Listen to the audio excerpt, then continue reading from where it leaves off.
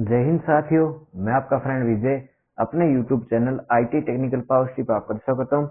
Friends, आज के video में हम देखेंगे कि जो IT के लिए जो न्यू वैकेंसी है उसके बारे में देखेंगे। तो जो भी फ्रेंड्स हमारे चैनल से नए जुड़े उनसे रिक्वेस्ट हमारे चैनल को सब्सक्राइब जरूर करें और सब्सक्राइब बटन लगे हुए बेल आइकन को जरूर दबाइए ताकि आपको हमारे नई वीडियो नोटिफिकेशन सबसे पहले मिल सके। तो फ्रेंड्स, IT के लिए जो वैकेंसी निकल आई है इस बार वो निकल के ये power grid corporation India limited की तरफ दोस्तों ये वैकेंसी निकल आई है। पावर ग्रिड कॉर्पोरेशन लिमिटेड की तरफ से दोस्तों को वैकेंसी निकल गई है।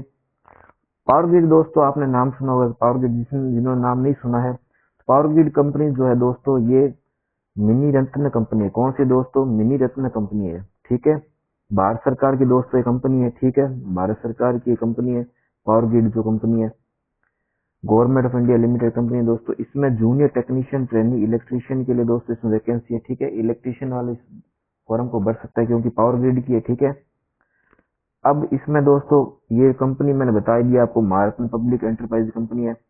अब दोस्तों इसमें वैकेंसी जो निकली चाहिए, ठीक है, इसमें अलग अलग रीजन के हिसाब से वैकेंसी निकल के आई है। ठीक है, तो सबसे पहले इसमें मैं आपको रीजन बताता हूँ, उसके बाद कौन कौन से रीजन में कौन कौन सी वैकेंसी निकली उस बारे में भी देख लेंगे। तो सबसे पहले बात करते हैं नॉर्थन रीजन में। तो नॉर्थन रीजन में कौन कौन से आते हैं? तो दिल्ली, राजस्थान, उत्तर प्रदेश, पार्ट ऑफ हरियाणा, उत्तराखंड। ठीक है, ये पार्ट नॉर्थन रीजन फर्स्ट में, एनआर फर्स्ट में आएगा। ठीक है, और नॉर्थन रीजन सेकंड में हिमाचल प्रदेश, पंजाब, हरियाणा का कुछ भाग है, उसके अलावा जम्मू कश्मीर है, लद्दाख है और चंडीगढ़ में इस सब में आएगा। उसका नॉर्थन रीजन थर्ड जो है उसमें उत्तराखंड का कुछ भाग है, उत्तर प्रदेश का कुछ भाग है, मध्य प्रदेश का कुछ भाग है, तो ये सब आ जाएंगे। उसके अलावा ईस्टर्न जो रीजन है उसमें बिहार और आपका झारखंड आ जाएगा। उसके अलावा इसमें अलग अलग जो रीजन हिसाब से वैकेंसी बता रखी है। ठीक है, ईस्टर्न रीजन जो सेकंड है उसमें वेस्ट बंगाल और सिक्किम है, नॉर्थ ईस्टर्न है। तो इस तरीके से अलग अलग वैकेंसी आपको बता रखी है, तो ये सारे रीजन आपको ध्यान में रखना है। ठीक है, तो इन रीजन के लिए वैकेंसी निकल गई है। अच्छा, इसमें आपको एक बात ध्यान रखना है कि जिस रीजन में जो बच्चे रहते हैं वो उसी रीजन का फॉर्म अप्लाई कर पाएंगे। जैसे मान लीजिए अगर आप राजस्थान में थे तो आप नॉर्थन रीजन का फॉर्म ही भर सकते हैं, अदर रीजन का फॉर्म भरने के लिए एलिजिबल नहीं होंगे। ठीक है, जो बच्चा जिस रीजन रहता है वो वही फॉर्म भर सकता है, जैसे एसएससी वगैरह में होता है। ठीक है, तो आगे अब इसमें देख लेते हैं कि वैकेंसी किस किस में कितनी निकल गई है, तो उसको हम डिटेल्स देख लेते हैं। ठीक है, सबसे पहले हम बात कर लेते हैं कि नॉर्थन रीजन फर्स्ट में जो वैकेंसी निकल गई है उसकी पोस्ट आईडी हम देखते हैं। पोस्ट आईडी इसमें, ठीक है, 352 पोस्ट आईडी है। और इसमें टोटल पोस्ट की बात करें तो हम 15 पोस्ट है। कितनी है दोस्तों? 15 पोस्ट है। कितनी है इसमें? इसमें पोस्ट की बात करें तो हम 15 पोस्ट है। कितनी है? 15 पोस्ट है। उसमें अनरिजर्व की बात करें तो 7 पोस्ट है। ईडब्ल्यूएस की बात करें तो 1 पोस्ट है। ओबीसी नॉन क्रीमिलियर जो श्रेणी है वो 4 पोस्ट है। एसटी की इसमें 3 पोस्ट है दोस्तों, और एसटी के लिए दोस्तों इसमें कोई वैकेंसी नहीं है। ठीक है, लेकिन एसटी वाले फॉर्म जरूर भरे, ऐसा नहीं कि एसटी के लिए वैकेंसी नहीं है तो हम नहीं भरे, आप जनरल भी फाइट कर सकते हैं। ठीक है, उसके अलावा पीडब्ल्यूडी जो कैंडिडेट है उसके लिए 1 पोस्ट है और एक्स सर्विसमैन के लिए 1 है। यानी कि बात करें नॉर्थ रीजन फर्स्ट जो आता है उसकी पोस्ट कितनी है? 15 पोस्ट है। ठीक है, बाकी मैंने रीजन तो आपको पहले ही बता दिए कौन कौन रीजन कौन कौन से फॉर्म भर सकते हैं। ठीक है, तो जो जिस रीजन का फॉर्म जो बच्चा जिस रीजन का वो उसी का फॉर्म भर पाएगा। ठीक है, अब नॉर्थन रीजन सेकंड की बात कर लेते हैं। तो उसमें पोस्ट की अगर बात करें, उसमें पोस्ट कितनी है? तो उसमें पोस्ट बच्चों है 30। कितनी पोस्ट है उसमें? 30 पोस्ट है। कितनी है? 30 है। अगर इसमें हम अनरिजर्व की बात करें, अगर इसमें आपको थोड़ा इसको जूम करके देख लेते हैं। ठीक है, तो इसमें अनरिजर्व की कितनी है? 12 है। ठीक है, ईडब्ल्यूएस की 3 है और ओबीसी कितनी है? 6 है। एससी की इसमें 9 पोस्ट और एसटी की इसमें भी पोस्ट नहीं है। ठीक है, उसके अलावा नॉर्थ रीजन की बात करें तो इसमें टोटल नॉर्थ रीजन में बात करें तो सबसे ज्यादा पोस्ट इसी में आई है। ठीक है, नॉर्थन रीजन थर्ड। वैसे नॉर्थ रीजन देख लेते हैं कौन सा रीजन नॉर्थन रीजन है जिसमें सबसे ज्यादा पोस्ट है, तो उसको भी मैं आपको दिखा देता हूँ। ठीक है, कि किस रीजन में वैकेंसी ज्यादा ही है, तो इसका भी हमको पता होना चाहिए कौन सा रीजन सबसे ज्यादा वैकेंसी है। देखिए नॉर्थन रीजन जो थर्ड है, नॉर्थन रीजन थर्ड है, उसमें देखिए आपका उत्तर प्रदेश जो भाग है, देखिए ये आपका उत्तर प्रदेश जो भाग रहा है, एक मिनट रुकिए इसको मेरेज कर देता है। देखिए ये आपका, देखिए नॉर्थन रीजन जो थर्ड है जिसकी मैंने आपको बताई थी सबसे ज्यादा वैकेंसी है। ठीक है, ये देखिए नॉर्थन रीजन जो थर्ड है उसमें आपका उत्तराखंड का भाग आएगा, उत्तर प्रदेश का भाग आएगा और मध्य प्रदेश का भाग आएगा। तो नॉर्थन रीजन जो थर्ड है इसमें सबसे ज्यादा पोस्ट है, 45 पोस्ट इसमें है। कितनी है? 45 पोस्ट है इसमें। ठीक है, तो ये मैंने आपको बता दी, इसमें 45 पोस्ट है, ठीक है। नॉर्थन रीजन थर्ड में, और सबसे ज्यादा वैकेंसी जो है इसी में आई है, ठीक है। अब इसमें कितनी कितनी किसमें वैकेंसी है तो वो भी हम देख लेते हैं, ठीक है, ताकि हमको पता लग सके किसमें क्या क्या कितनी पोस्ट आ रखी है, ठीक है। तो इसमें अगर हम बात करें कि ये आपकी जो नॉर्थन रीजन थर्ड है इसमें, ठीक है, नॉर्थन रीजन जो थर्ड है इसमें आपकी अनरिजर्व की अगर हम बात करें तो 19 पोस्ट है, ठीक है। कितनी पोस्ट है? 19 पोस्ट है। ईडब्ल्यूएस की बात करें तो ये 4 है, और ओबीसी नॉन क्रिमिनल की 1 पोस्ट है। एससी की इसमें पोस्ट की बात करें 14 पोस्ट है, और एसटी की 7 है। तो मैंने आपको बता दी, इसमें इसमें जो इलाके जो आने वाले वो उत्तराखंड आएगा, उत्तराखंड के अलावा मध्य प्रदेश है, और यूपी का जो एरिया वो इसमें नॉर्थन रीजन थर्ड में आएगा। तो इसमें सबसे ज्यादा पोस्ट 45 पोस्ट में। इसके अलावा ईआर में 8 पोस्ट है, ईआर सेकेंड में 10 पोस्ट है, एनईआर में 40 पोस्ट है, ठीक है। एसआर जो फर्स्ट है 20 है इसमें, एसआर सेकेंड में 30 है, और एसआर सेकेंड 5 है। यानी अगर मैं टोटल पोस्ट की बात करूं कुल मिला के सारे रीजन की, तो 203 पोस्ट होती है इसमें। कितनी पोस्ट होती है? 203। अनरिजर्व की बात करूं तो उसमें यानी कि अनरिजर्व जो कैटेगरी है, जनरल जो कैटेगरी, उसके लिए पोस्ट 89 है, ईडब्ल्यूएस के लिए 18 है, ओबीसी के लिए 47 पोस्ट है, एसटी के लिए इसमें वैकेंसी जो है 39 है, और एसटी की वैकेंसी कितनी है दोस्तों? 10 है। कितनी है दोस्तों? 10 पोस्ट है।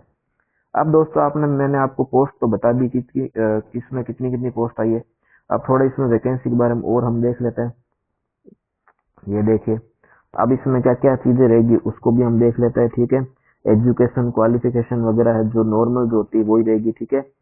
अब इसमें जो हमको दे रखी है वैकेंसी जो है, इसमें जॉब क्वालिफिकेशन जो है वो हम देख लेते हैं क्या क्या दे रखी है।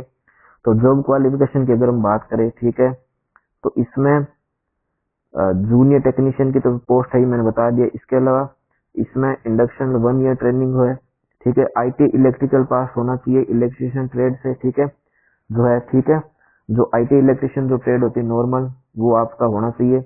और हायर इसमें बता रखी है एक चीज, देखिए इसको, इसमें क्या पढ़ रखा है इसमें देख लेते हैं कि higher technical qualification like diploma, higher qualification technical qualification like diploma, BE, BTech, etc. with or without ITI is not allowed either at the time of application or at the time of joining। यानी कहने का मतलब यह है कि जो बच्चे इसमें मान लीजिए कि बीटेक या डिप्लोमा वाले हैं वो इस फॉर्म को नहीं भर पाएंगे। आपको जानकारी के लिए बता दूं दोस्तों कि पीजीआईसीएल की डिप्लोमा लेवल पर और बीटेक लेवल पर काफी वैकेंसी आती है, ठीक है। आईटी की वैकेंसी भी इसमें आती है, ठीक है। तो डिप्लोमा लेवल की अलग से इसमें वैकेंसी थी, इसलिए इसमें साफ मना कर दिया कि जो आईटी वाले बच्चे वो इस फॉर्म को भर पाएंगे, जिनकी अदर जो हाईएस्ट टेक्निकल जो क्वालिफिकेशन है वो इस फॉर्म को भर नहीं पाएंगे बिना आईटी के, ठीक है दोस्तों। तो ये आपको ध्यान रखना कि ये प्योरली जो वैकेंसी वो आईटी के लिए है, क्योंकि अलग से ये वैकेंसी जो है डिप्लोमा वालों के लिए निकालते हैं। अब इसमें अपर एज की बात कर लेते हैं, लिमिट कितनी है, तो 27 साल इसमें बता दिए, 27 ईयर। इसमें एज कैलकुलेशन जो होगी 12/12/2023 होगी, ठीक है। अब इसमें बच्चों सैलरी की बात कर लेते हैं कि कितना रहेगा हमारे स्टाइपेंड जो ट्रेनिंग पीरियड के समय। देखिए दोस्तों, इसमें सैलरी कितनी अच्छी है, देखिए 18,500 पर मंथ है, ठीक है। रुपए 25,500 वैन आईडी बिकम, यानी कि इनका जो रहता है क्राइटेरिया, उसके बाद 50% उसमें बढ़ जाएगी, ठीक है। अब इसमें आपका पे लेवल रहेगा W3 लेवल जो होता है, उस लेवल के हिसाब से बात करें तो इनकी वैकेंसी में ये रहेगा लेवल जो है। उसके अलावा बेसिक पे इसमें बता रखा है, बेसिक पे लेवल भी बता रखा है इसमें 21,500 74,000 से, ठीक है। तो पे स्केल इनका अलग अलग होता है। अब दोस्तों इसमें आगे और भी चीजें देख लेते हैं कि इसमें क्या क्या सैलरी रहेगी, ठीक है। एप्लीकेशन फीस जो रहेगी वो भी हम देख लेते हैं। तो जो एप्लीकेशन फीस है वो नॉर्मल रिफंडेबल भी होती है, ठीक है। और ये फीस जो रहेगी नॉन रिफंड ₹200 वेरिएबल अप्लीकेबल, ठीक है। यानी कि एस सी एस टी की बात करें, जो SC ST PWD ex serviceman जो है SM candidate are exempted from payment of application fees. यानी कि SC ST जो कैटेगरी है, SC ST, और उसके अलावा जो PWD कैटेगरी है, PWBD, ठीक है, जो PWBD कैटेगरी है, ठीक है, उनको फीस से एग्जेम्पशन दी गई, यानी कि उनको कोई फीस नहीं देनी, ठीक है। तो उनके लिए फॉर्म ये फ्री रहेगा। बाकी जो अदर है उनके लिए ₹200 फीस रहेगी। तो ये अच्छी है। इसमें सैलरी, इसमें बात करें फीस भी काफी कम लगेगी, ठीक है। बाकी में कई की फॉर्म में हम देखते हैं 700 रुपए, जेवी नील के जैसे हम देखी थी 1200 लगे, तो इसमें फीस काफी है। बाकी इसके अलावा SC ST के लिए भी कोई फीस नहीं है, तो नॉर्मल है। तो आप सभी बच्चे इस फॉर्म को जरूर अप्लाई कीजिए, ठीक है। उसके अलावा इसमें और हम बात कर लेते कि क्या इसमें सिलेबस वगैरह भी दे रखा है, नहीं दे रखा, इसमें देख लेते हैं। सिलेक्शन प्रोसीजर की इसमें बात कर लेते हैं कि सिलेक्शन प्रोसीजर क्या दे रखा है। और इसमें देखिए सिलेक्शन प्रोसीजर हमको दे रखा है क्या क्या, देखिए। अब इसको सिलेक्शन प्रोसीजर को बच्चों आपको ध्यान से देखना क्या क्या रहेगा इसमें। अब देखिए जो सिलेक्शन प्रोसीजर है उसमें हमको ये ध्यान रखना है कि इसमें रिटन टेस्ट लिया जाएगा, कंप्यूटर बेस्ड जो एग्जामिनेशन होता है, ठीक है, जो एलिजिबल कैंडिडेट है उनका। और उसके अलावा जो वेरिफिकेशन जो होता है डॉक्यूमेंट, वो तो आपको पता है लास्ट में होता है। उसके अलावा ट्रेड टेस्ट इसमें लिया जाएगा। आजकल बच्चों आपको जो पहले जो बच्चे करते थे IT, उसमें आपको पता है कि बच्चे प्रैक्टिकल पर ध्यान नहीं देते थे, तो इसीलिए जो वैकेंसियां जो पोस्ट आने लगी है उसमें आजकल जो ट्रेड टेस्ट है वो काफी अनिवार्य कर दिया गया है। तो बच्चों को प्रैक्टिकल काफी अच्छे लेवल पर जिन्होंने किया है तो वो इन वैकेंसी को काफी आसानी से निकाल सकते हैं। क्योंकि कई बार हम देखते हैं कि बच्चे ज्वाइनिंग तो पेपर फर्स्ट तो उनका क्लियर हो जाता है, लेकिन सेकंड पेपर नहीं हो पाता क्योंकि उनका प्रैक्टिकल या ढंग से नहीं हो पाता कभी कॉलेज में, तो इस वजह से उनका सिलेक्शन हो जाता है, ठीक है। तो ये अगर आपने प्रैक्टिकल ढंग से कर रखे तो ट्रेड टेस्ट की इसमें कोई निकाले जाने की कोई गुंजाइश नहीं। अगर आपने प्री ढंग से पास किया है तो ट्रेड टेस्ट भी अगर आप अच्छा करते तो आपकी काफी चांस बन जाएंगे कि आप वैकेंसी को अचीव कर सके, ठीक है। अब इसमें दोस्तों हम बात कर लेते हैं कि रिटर्न टेस्ट की बात कर लेते क्या क्या रहेगा। तो एडमिट कार्ड की बता रखे इन्होंने, रोल नंबर वगैरह जो है गाइडलाइंस जो है वो वेबसाइट पर दे दी जाएगी। और इसमें जो है the candidate has to download her admit card test guideline etcetera for appearing in the test from website only से प्राप्त कर सकते हैं। और किसी को भी एडमिट कार्ड नहीं भेजा जाएगा, तो ये तो नॉर्मल रहता ही हर एक वैकेंसी में। अब इसकी टेस्ट की ड्यूरेशन की बात करें तो 2 आवर यानी कि 120 मिनट एक ही बात है। उसके अलावा ऑब्जेक्टिव टाइप क्वेश्चन लिए जाएंगे आपसे, पहली बात, ठीक है। और पार्ट फर्स्ट की अगर इसमें बात करें तो टेक्निकल नॉलेज जो है 120 क्वेश्चन पूछा जाएगा। टेक्निकल नॉलेज की बात करें 120 क्वेश्चन, सिर्फ बच्चों टेक्निकल के 120 क्वेश्चन पूछे जा रहे हैं। उसके अलावा हम बात करें पार्ट सेकंड की, तो पार्ट सेकंड की दोस्तों एप्टीट्यूड टेस्ट यानी कि मैथ वगैरह थोड़ा बहुत रीजनिंग है, तो उसमें 50 क्वेश्चन पूछा जाएगा। तो दोस्तों अगर बात करें टोटल नंबर ऑफ क्वेश्चन की, यहाँ पर पता चल रहा है हमको 120 प्लस में 50 यानी कि 170 जो क्वेश्चन है वो सिर्फ इसमें पूछे जाएंगे। और उसके अलावा 120 जो क्वेश्चन है वो सिर्फ टेक्निकल के होंगे। इसलिए बच्चों आप फॉरम को जरूर अप्लाई कीजिए। और दोस्तों अभी तक आपने हमारी जो क्वेश्चन सीरीज है उनको नहीं देखा तो आप जरूर अटेंड कीजिए। मैंने इस बार जो PGCL वगैरह के जो JEE के जो क्वेश्चन है वो भी इन क्वेश्चन सीरीज में शामिल किए।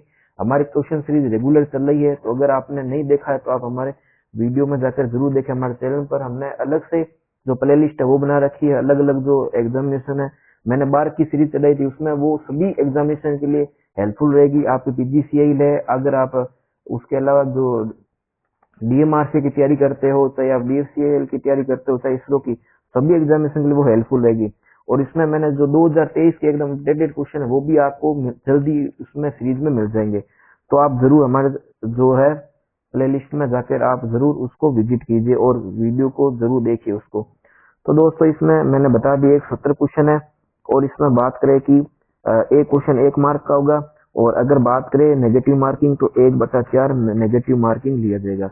1/4 बच्चों इसमें क्या रहेगी, नेगेटिव मार्किंग इसमें रहेगी। तो हमने देख लिया कि इसमें फीस जो रहेगी वो रहेगी 200 रुपए। ST ST को इसमें कोई फीस नहीं देनी है। उसके अलावा बात करें ट्रेड टेस्ट की, ट्रेड टेस्ट से पहले इसमें बता रखा है जो एग्जाम ड्यूरेशन जो है 2 घंटे का, 120 का टेक्निकल क्वेश्चन रहेगा, उसके अलावा 50 जो है नॉन टेक्स्ट रहेगा। अब इसमें और भी देख लेते हैं कि आगे क्या बता रखा है।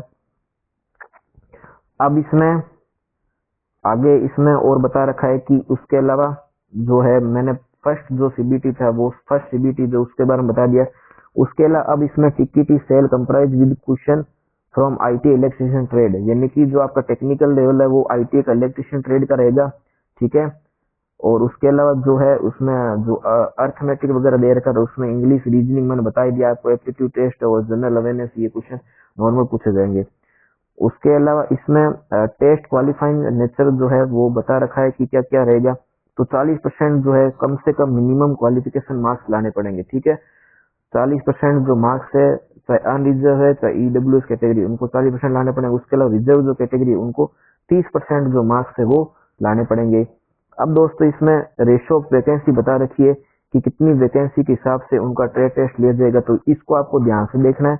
देखिए ट्रेड टेस्ट है, जो बच्चे वो पास करेंगे तो वही ट्रेड टेस्ट दे पाएंगे, जैसे नॉर्मल इसरो में होता है और उसके अलावा डीआरडीओ में होता है, ठीक है, और बारक वगैरह में होता है। तो नॉर्मल ट्रेड टेस्ट में ये होता है। तो इसमें 1:5 रहेगा सीट का, अप टू 3 वैकेंसी, यानी 1:5 सीटों का अनुपात रहेगा, ठीक है। 15/4 वैकेंसी, तो वैकेंसी के हिसाब से इसमें डिस्ट्रीब्यूशन किया जाएगा कि कितनी सीटें अलॉट होगी, उस हिसाब से किया जाता है। तो इसको आपको ध्यान रखना है। उसके अलावा अगर हम बात करें तो ट्रेड टेस्ट तो वो आपको कहीं भी लिया जा सकता है। उसके अलावा अगर फर्स्ट सीबीटी में बात करें तो उसके जो सेंटर रहेगा वो इसमें बता रखा है क्या, वो भी हम देख लेते हैं। तो इसमें नॉर्थन रीजन फर्स्ट के लिए रीजन के हिसाब से अलग अलग एग्जाम सिटी बता रखा है। तो नॉर्थन रीजन के लिए दिल्ली एनसीआर है, जयपुर देहरादून ये सेंटर बता रखा है। एनआर सेकंड के लिए जम्मू श्रीनगर चंडीगढ़ है, यानी ऑल ओवर जो इंडिया है उसमें आपके सेंटर बना रखे हैं। उसके अलावा एनआर थर्ड में लखनऊ वाराणसी आगरा, ये आपको एनआर थर्ड मैंने बता ही दिया, यूपी वाला एरिया यूपी एमपी। उसके अलावा ईआर में पटना रांची झारखंड वाला इलाका आ गया।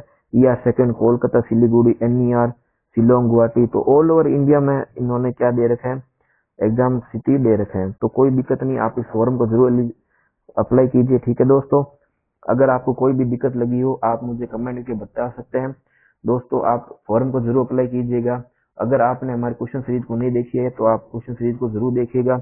अगर दोस्तों आपको हमारा वीडियो पसंद है तो वीडियो को अधिक से अधिक लाइक भी कीजिए और वीडियो को शेयर भी कीजिए। अगर चैनल पर नए चैनल को सब्सक्राइब भी जरूर कीजिए। तो दोस्तों मिलते हैं एक नेक्स्ट वीडियो में ऐसे ही, तब तक के लिए जय हिंद जय भारत।